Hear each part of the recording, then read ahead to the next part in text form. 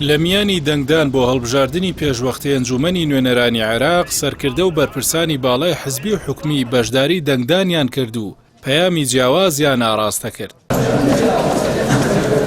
لە سەراستی هەرێمی کوردستان مامۆستا عەلی باپیر سەرۆکی کۆمەڵی دادگەری بە شێوەیەکی ئاسایی و لا بنکەیەکی دەنگدانی گشتی و لە قوتابخانەی ژیلوانی بنەڕەتی تێکەڵا و بەشداری دەنگدانی کرد. لە پاش دەنگدان مامۆستا عەلی باپیر لە کۆنگرەیەکی ڕۆژنامەنووسیدا وتی بێگومان لە ئیسلامدا دەسەڵاتی خەڵکە و خەڵک دەبێت بەرپرسانی خۆی دابنێت، دەبێت دەسەڵات بەدەست خەڵکەوە بێت نەک حزبێک یان بنەماڵەیەک یان کەمینەیەک خۆیان بەسەر خەڵک و جەماوەردا بسەپێنن. سەرۆکی کۆمەڵی دادگەری کوردستان وتیشی دەکرێت هەمان ئەزموونی گروپی 15 کە لە پەرلەمانتارەکانی دەرەوە یەکێتی و پارتی پێک هاتبوو بە فراوانتر دووبارە بکرێتەوە.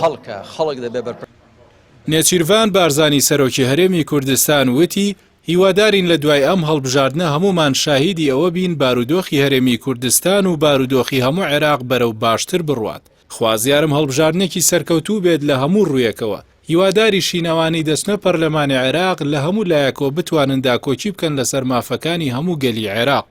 سەرۆکی هەرێمی کوردستان وتیشی ئێمە هیوادارین پەرلەمانی داهاتوو حکومەتی داهاتووی عێراق زۆر بەجددی هەوڵ بۆ چارەسەرکردنی کێشەکانی هەموو عێراقیەکان بدات.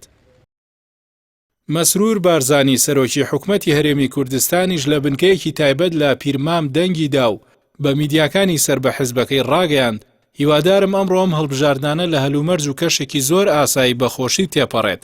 هیواداریشین هەموو ئەو کەسانی مەرجەکانی دەنگدانیان تێدایە دەنگ بدەن تاوەکو کۆتاییش پرۆسەکە بە شێوەیەکی ئاسایی و بەباشی تێپەڕێت.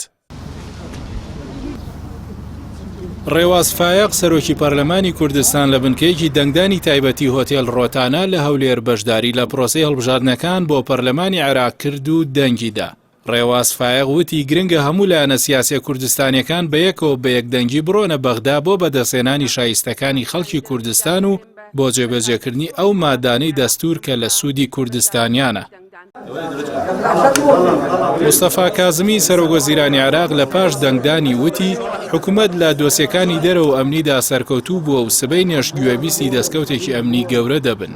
کازمی باسی لەوەش کرد بەهۆی ڕووداوەکانی تشرینی ساڵی 2020 هەندێک دابەشبوون لە نێوگەلی عێراقیدا ڕوویدا بوو. هەندێک دەیانوت دەبێت هەڵبژاردن بۆ ساڵی 2022 دوا بخرێت، بەڵام ئەو هەوڵانەمان ڕەت کردەوە و لە کاتی خۆیدا هەڵبژاردننی پێشوەختەمان ئەنجامدا.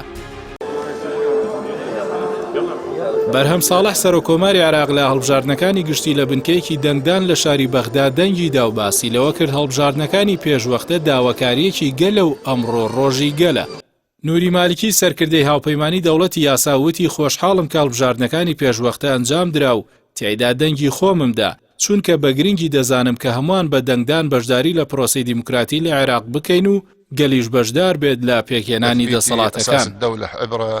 حەیدەر عەبادی سەرکردەی هاوپەیمانی هێزەکانی دەوڵەتی نیشتیمانی ڕایگەیاند حکوومەتێکمان دەوێت تێکەڵکێش بێت لە دانایی و هێز و بەباشی مامەڵە لەگەڵ دۆسەی دارایی و ئابووریدا بکات کە ڕەنگدانەوەی ئەرێنی لە سەرژیان و گوزەرانی هاوڵاتیان هەبێت. عەمار حەکیم سەرۆکی ڕەوتی حکمەی نیشتیمانی پاش دەنگدانی ئاماژەی بەوە کرد ئامادەبوونی کۆمەلگای نێودەوڵەتی لە هەڵبژاردنەکاندا پەیامی پاڵپشتیکردنە لە پرۆسەی دیموکراتی لە عێراق. قەیس خەزعەلی ئەمینداری گشتی ئاساییبی ئەهلی حەق دوای دەنگدانی لە لێدوانێکی ڕۆژنامەوانیدا ڕایگەیاند کە عێراق شایانی داهاتوویەکی باشتر و ئومێد دەکەن دەنگدەران بەشداری فراوان لە هەڵبژاردنەکاندا بکەن. خەمیس خەنجار سەرکردەی هاوپەیمانی عەزم دوای دەنگدانی وتی کاندیدانی هاوپەیمانەکەی لەو پارێزگا و ناوچانی کە خۆیان کاندید کردووە یەکەم دەبن و زۆرترین کورسیەکانی ئەنجومەنی نوێنەران بەدەست دێنن. لە کاتژمێر حوتی بەیانی یەکشەمەوە لە عێراق و هەرێمی کوردستان دەرگای ناوەندەکانی دەنگدان بۆ بەڕێوەچوونی پرۆسەی دەنگدانی گشتی لە هەڵبژاردنەکانی پێشوەختەدا کرانەوە و پرۆسەکە تاوەکو کاتژمێر 6 ئێوارە بەردەوام بوو. لەم هەڵبژاردنەدا لە سەرانسەری عێراق 3240 کاندید بەشدارن کە 950 ئافرەت و 789 پیاون و بەسەر 21 هاوپەیمانی و 109 پارت و قەواری سیاسی دابەش بوون. سەرجەمیان لا کێبڕکێدا بوون بۆ بەدەستێنانی 329 کورسی ئەنجومەنی نوێنەرانی عێراق. هاوکات 75,000 چاودێری ناوخۆیی و 1700 چاودێری نێودەوڵەتی چاودێری هەڵبژاردنەکان بوون. لە سەرتاسەری عێراق 24,907,679 کەس مافی دەنگدانی هەیە. کە 3,486,777 کەسی لە هەرێمی کوردستانە.